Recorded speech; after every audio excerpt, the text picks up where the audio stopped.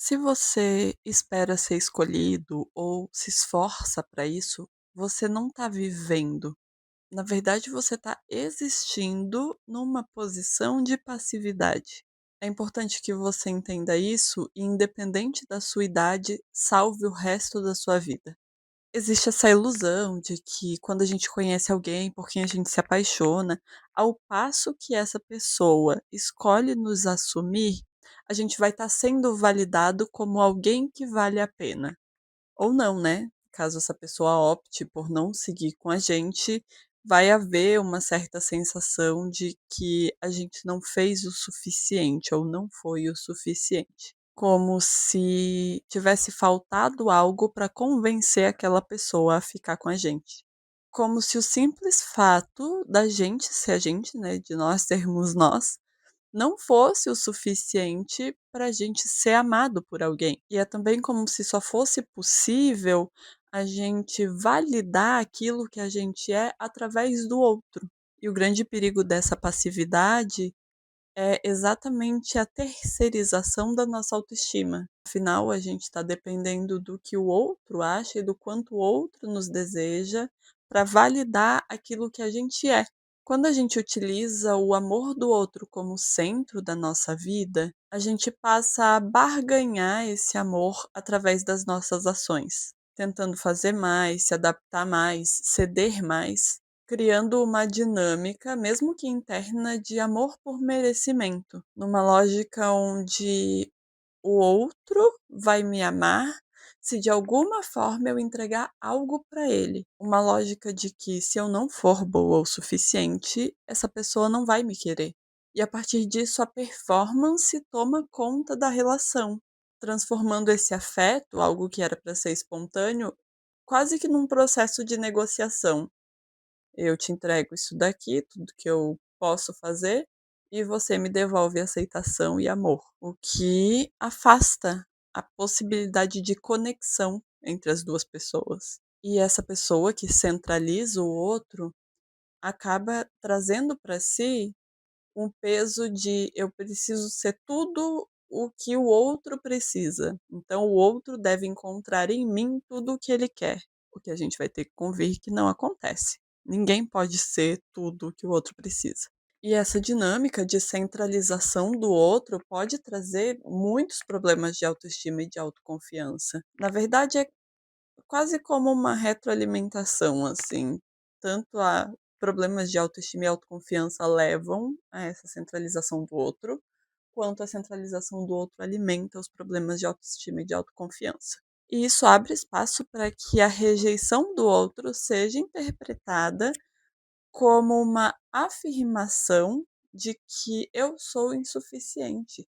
E isso facilita para que, a partir da rejeição do outro, se construa ali uma ideia, né, esse problema de autoestima, né, essa fragilidade na autoestima de colocar tudo no outro, acaba dando ao outro o poder de, ao me rejeitar, eu passo a entender que eu sou insuficiente porque eu não consegui atender os desejos daquela pessoa o suficiente para ela ficar comigo. O que é uma dinâmica de pessoalização de questões que são do outro.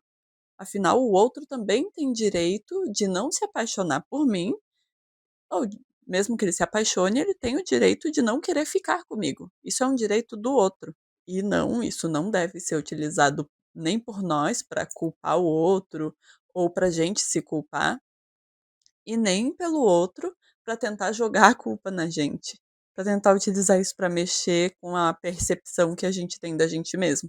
Quando você deseja a todo custo que o outro te escolha e valide o seu valor através dessa escolha, você está fadado a abrir mão da sua própria identidade e a se sentir ansioso, como se a sua existência, sua percepção de ser você no mundo dependesse constantemente das validações desse outro. Mas a gente sabe que isso não vai acontecer. Não tem como o outro estar constantemente validando. Ai, responde na hora que eu quero, faz as coisas do jeito que eu quero, fala com quem eu deixo. Enfim, cria-se toda uma dinâmica onde você quer que o outro te devolva tudo aquilo que você está doando. E a gente sabe que isso não vai acontecer. Porque no fim das contas, quando a gente está numa relação, a gente não tá ali para atender 100% das necessidades do outro. Da mesma forma, o outro não vai estar nessa relação para atender todas as nossas necessidades. Mesmo porque isso não vai garantir o amor do outro por mim, fazer de tudo para atender todas as necessidades. Não, isso vai garantir, na verdade, uma validação. Então eu entrego bastante para que aquela pessoa valide através das minhas ações que eu sou, nossa, eu sou muito boa. Eu faço tudo o que o outro quer. A partir do momento em que a gente está sendo validado por fazer tudo o que o outro quer, a gente entra numa dinâmica de performance. Então a gente não tá sendo a gente mesmo, a gente tá estruturando um personagem que atenda aquilo que o outro deseja, pra gente se sentir desejado de volta, e isso alimenta a nossa ansiedade, porque no fim das contas é emocionalmente exaustivo você estar numa dinâmica de performance e não poder ser você, não poder se sentir amado por ser você. Então, quando a gente olha toda essa estrutura, a gente entende que a gente aprender a se amar é um passo e tanto nesse processo. Porque é através disso que a gente entende que nem toda demonstração de afeto do outro significa que seja amor. E mesmo que seja, a gente aprende a identificar se aquilo realmente é pra gente. Porque nem sempre é. Às vezes o outro pode realmente gostar de você, mas não é exatamente você. Às vezes ele gosta das suas performances. E saber identificar isso, gostar mais de você do que você gosta do outro, e saber essa pessoa cabe na minha vida, essa pessoa não cabe, acaba te poupando de muito estresse, de muita coisa. Até porque ter uma relação passiva com a própria vida te deixa vulnerável a interpretar que qualquer coisa que te demonstre o mínimo de afeto é amor, te trazendo essa ideia de que essa qualquer coisa é melhor do que estar sozinho. Quando você constrói uma rede de pessoas, né, de amizades, de família, de colegas, de profissionais de saúde, né, de saúde mental e tudo mais, outros profissionais, você está criando uma base para o desenvolvimento e fortalecimento do seu amor próprio, por consequência da sua autoestima e da sua autoconfiança. E é isso que vai te manter forte, tanto quando você precisar lidar com uma rejeição, quanto quando você precisar identificar se determinada pessoa vale a pena ou não para você manter na sua vida.